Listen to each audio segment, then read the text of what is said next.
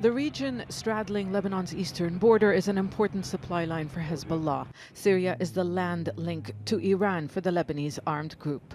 Russian troops briefly took up positions here. The Russian military didn't comment, but its troops were soon replaced by Syrian army soldiers.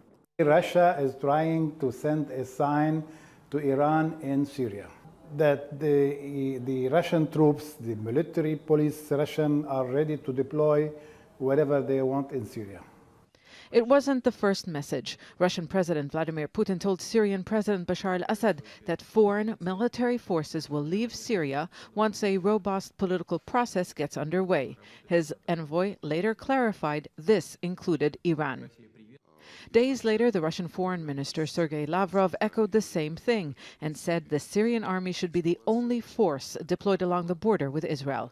Iran's initial reaction was that no one can force it to do anything. It later said it supported Russian efforts to bring the south of the country under Syrian army control and that Iranian military advisors are not present in the area. The Iranians received a strong message from Israel with stepped-up airstrikes that it won't tolerate Iranian presence in South Syria.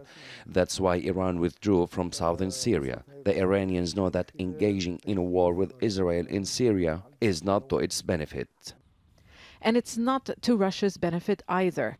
An Iranian-Israeli confrontation would threaten the Assad government's hold on power and Moscow's achievements.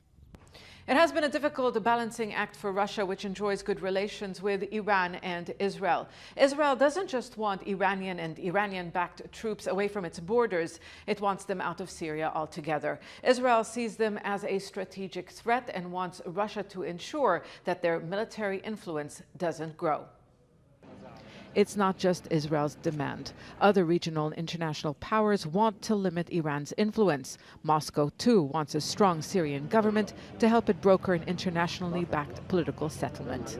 It's not interested in long-term Iranians' increased influence in Syria, because that would undermine Syrian authorities' power per se. So basically, Russia is interested more in stronger Damascus.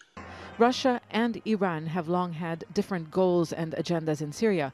Their alliance saved the Syrian government. But now that the war is winding down, many actors will be jockeying for position and influence in post-conflict Syria, Iran and Russia included. Zana Khuder, Al Jazeera, Beirut.